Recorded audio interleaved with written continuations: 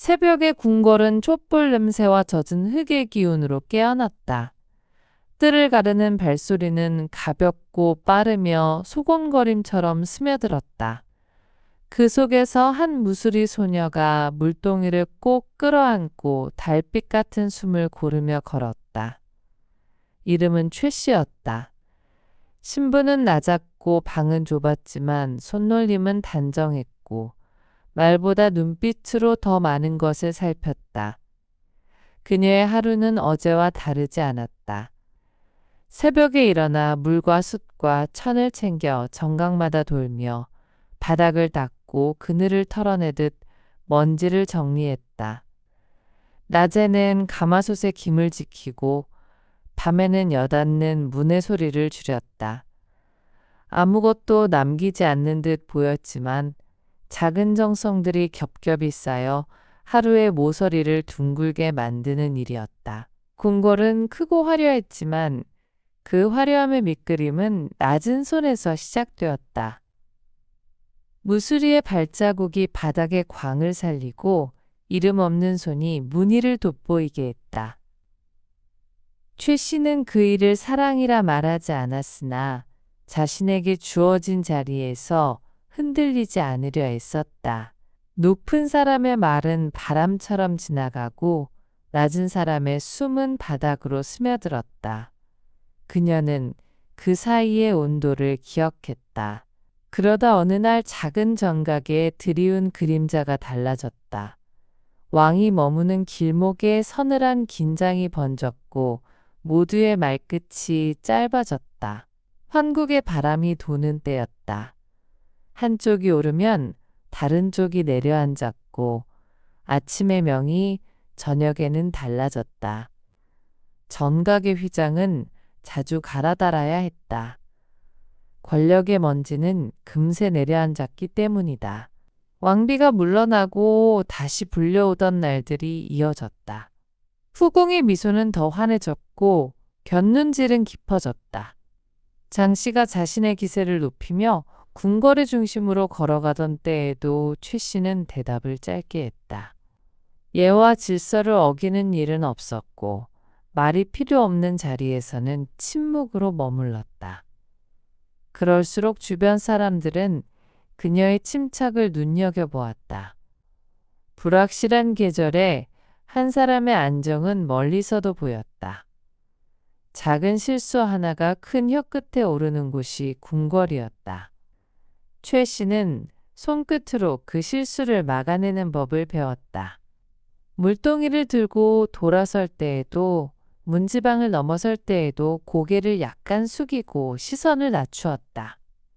덕분에 누구의 눈에도 걸리지 않았다. 그러나 보이지 않는다는 것은 때로 가장 안전한 방식의 존재였다. 왕의 길은 멀고도 가까웠다. 궁궐의 하루가 열리고 닫히는 흐름을 왕은 알고 있었다. 눈앞에 놓인 큰 일만으로 나라가 굴러가는 것이 아니었다. 이름 없는 손이 가져다 놓는 물과 숲과 천. 그 작은 질서가 모여 아침을 열었다.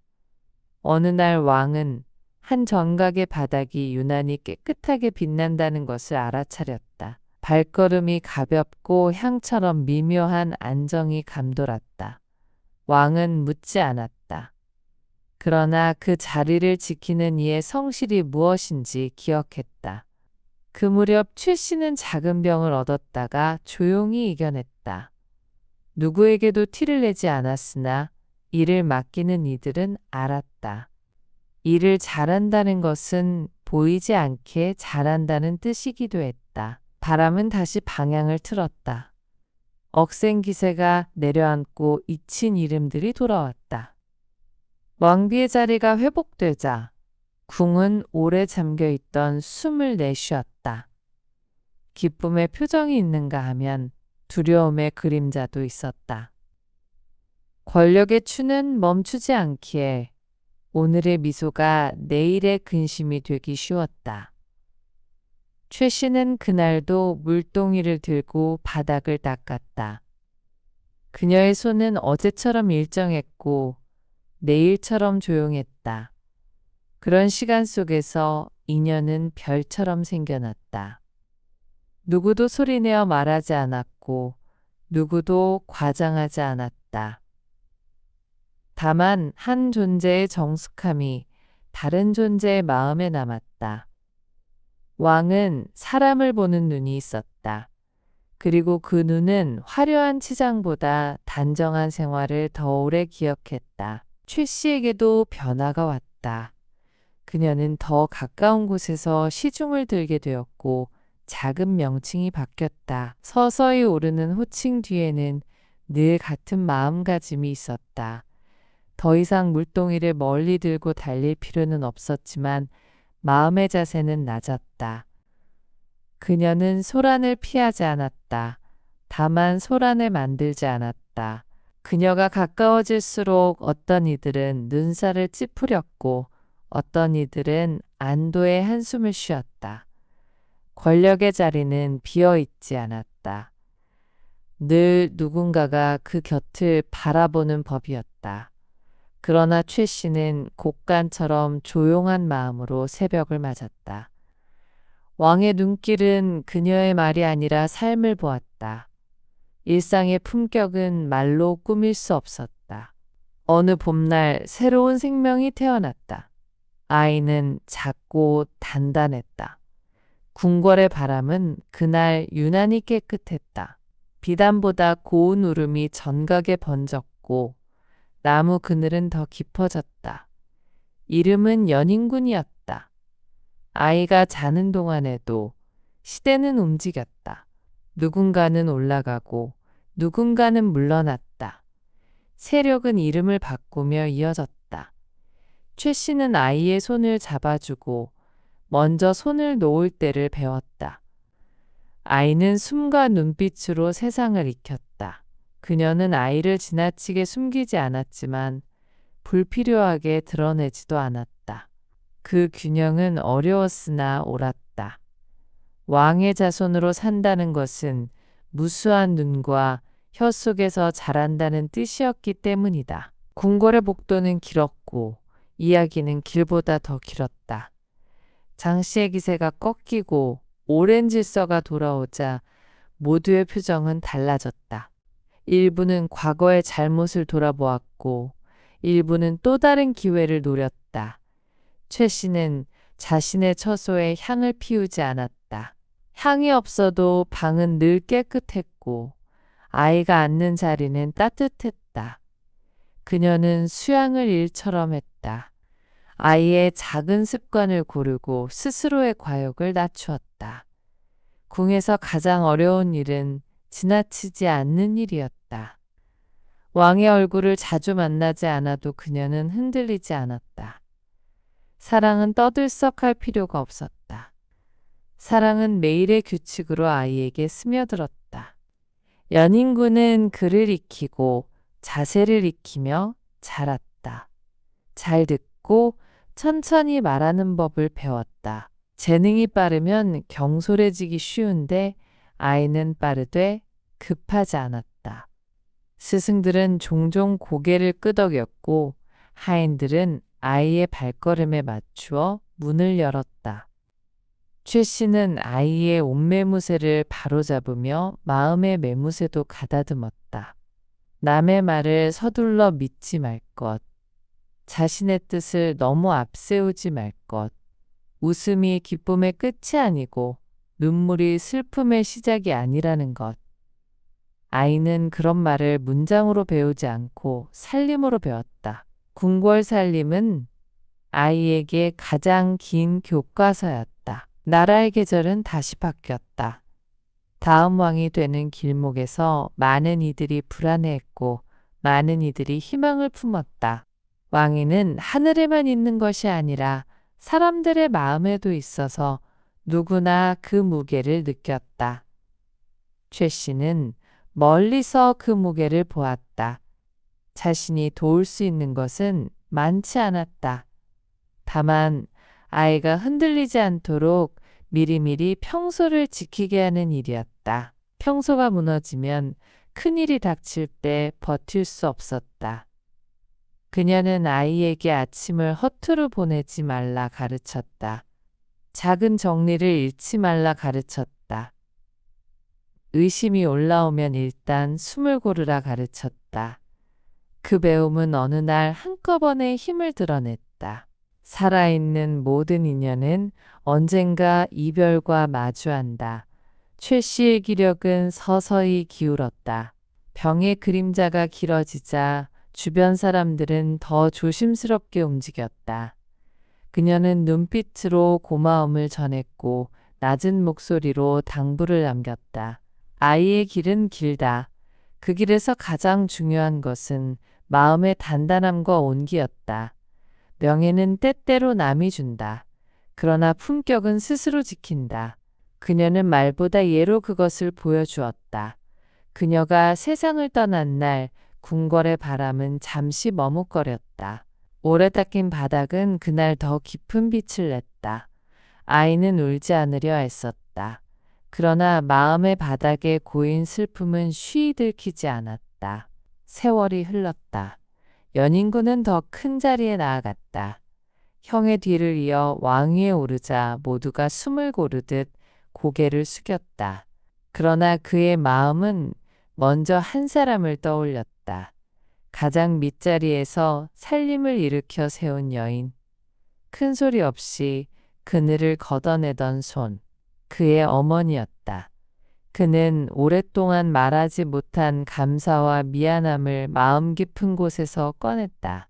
어머니는 그의 왕이 되는 모습을 보지 못했다. 그러나 그녀가 만들어준 평소라는 두 글자는 왕으로서의 매일을 지탱했다. 그는 그 사실을 잊지 않으려 했다. 잊지 않기 위해 제도를 다듬었다. 잊지 않기 위해 예를 더했다. 어머니의 묘는 격을 달리에 정비되었다. 이름뿐 아니라 장소의 품격도 달라졌다.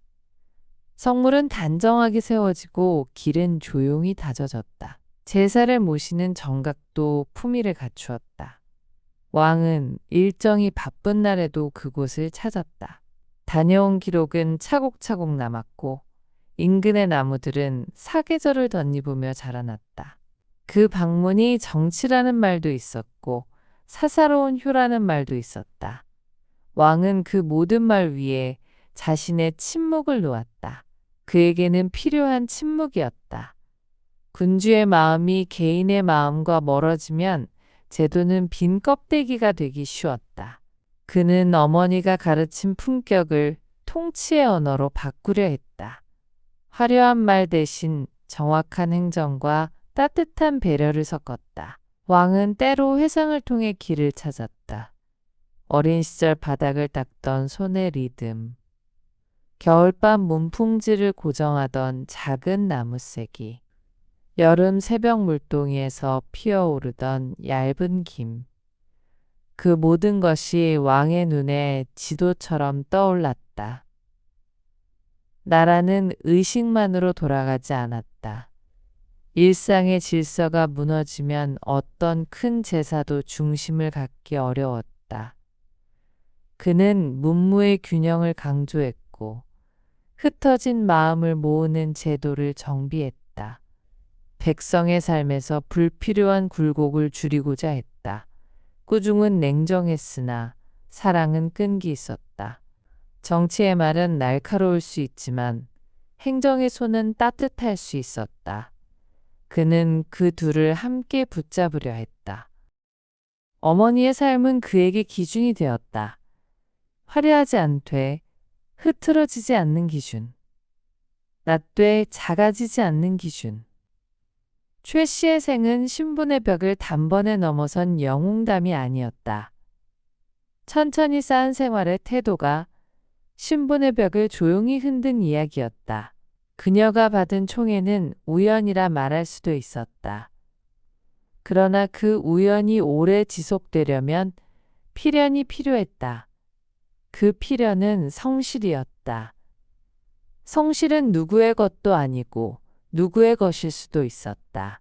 하루의 바닥을 닦는 일에서 국정의 바닥을 닦는 일까지 성실은 빛의 결을 바꾸었다.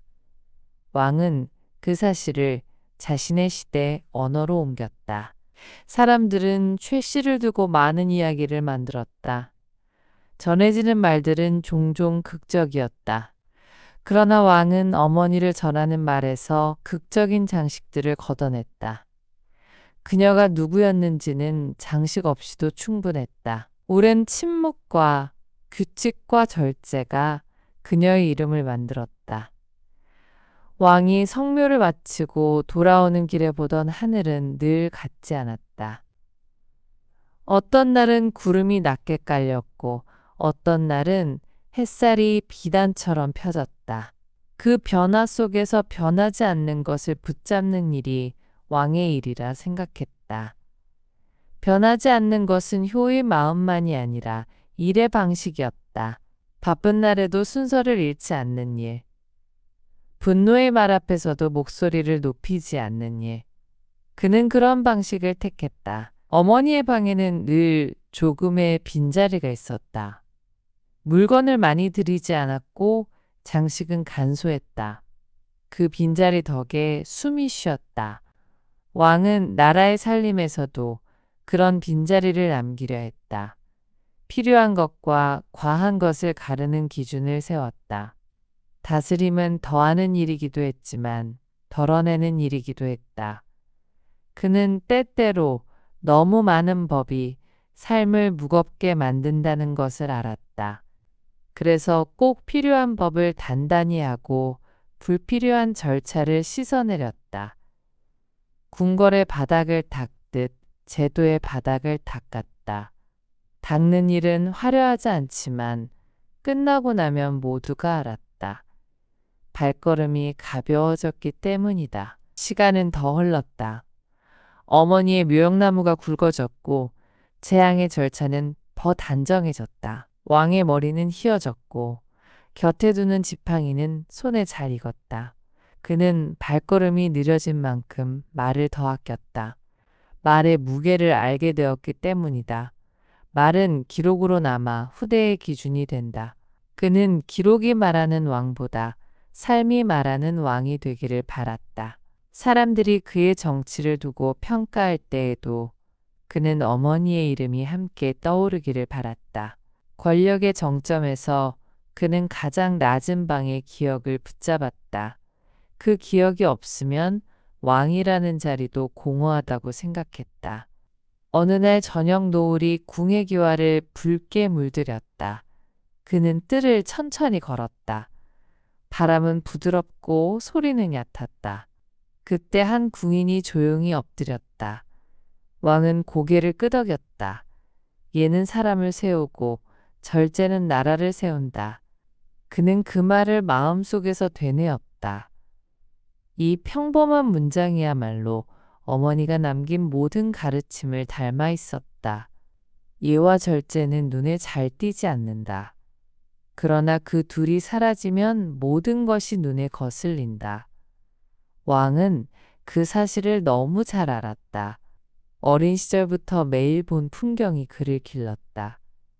물동이에서 오르던 김의 얇은 선, 문지방을 넘을 때 들려오던 가벼운 신발 소리, 손바닥으로 바닥의 먼지를 털어내던 조용한 숨. 그는 마음속으로 고했다. 어머니. 당신의 시대는 비단길이 아니었으나 당신의 발걸음은 늘 고르셨습니다. 나는 그 발걸음의 리듬으로 나라의 길을 정했습니다. 높고 낮음을 번갈아 견디는 일이 왕의 평소가 되어야 한다는 것. 마음의 물동이를 기울이는 때를 알고 다시 채우는 때를 알아야 한다는 것. 그 모든 것을 당신에게 배웠습니다. 이 고백은 기록으로 남기지 않겠습니다. 다만 내 삶으로 남기겠습니다. 그는 그렇게 다짐하고 발을 돌렸다. 밤의 기운이 연못 위로 내려앉고 등불이 하나둘 켜졌다. 오늘도 궁궐의 바닥은 잘 닦여 있었다. 최 씨의 생은 한 문장으로 요약하기 어렵다. 그 문장에 담기지 않는 사소한 날들이 그녀를 만들었다. 낮은 자리에서 시작해 높은 자리에서 끝난 이야기가 아니다. 낮은 자리의 품격으로 높은 자리를 바꾸어 놓은 이야기였다. 많은 이들이 그녀의 출신을 먼저 말했지만 왕은 그녀의 습관을 먼저 떠올렸다. 그 습관이 한 사람의 인생을 바꾸었고, 한 아이의 마음을 바꾸었고, 한 시대의 기풍을 바꾸었다. 역사는 때로 큰 사건으로 기록되지만 삶은 작은 규칙으로 움직인다. 그녀의 규칙이 나라의 규칙과 닿았을 때 한 왕의 시대는 다른 빛을 얻었다. 담담함은 힘이 있었다. 조급하지 않음은 방향이 있었다. 그 두 가지가 만나면 어려운 길도 길이 되었다. 최 씨가 남긴 것은 화려한 유물이나 큰 글씨의 비석이 아니었다. 대신 그녀는 평소라는 보이지 않는 유산을 남겼다. 그 유산을 이어받은 왕은 매일의 정무를 통해 그것을 백성의 일상으로 나누었다. 백성의 숨이 고르게 이어지는 나라. 궁궐의 새벽과 마을의 새벽이 같은 리듬으로 열리는 나라. 바닥이 잘 닦인 집처럼 걸음이 편안한 나라. 그가 바랐던 왕도는 결국 그런 풍경이었다. 이야기는 여기서 멈춘다. 그러나 멈춘 자리에서 우리는 배운다. 낮은 자리에서 시작한 품격이 어떻게 높은 자리를 바꿀 수 있는지, 화려한 말 대신 단단한 생활이 어떻게 오래 남는지, 그리고 사랑이 어떻게 소리 없이 일을 하는지, 숫빈 최 씨의 생은 그 답을 조용히 보여준다. 그녀가 지나간 길 위에 오늘의 우리가 서 있다. 우리는 늘 새로운 황국의 바람 속을 걷는다. 그럴수록 평소를 잃지 말아야 한다. 바닥을 먼저 닦는 마음, 문지방을 넘을 때 발을 낮추는 습관, 내 자리를 떠들지 않고 지키는 태도, 그 작은 질서가 내일의 큰 안정을 만든다. 이야기는 그렇게 오늘로 건너온다. 그리고 우리의 하루에 한 줄의 규칙을 남긴다.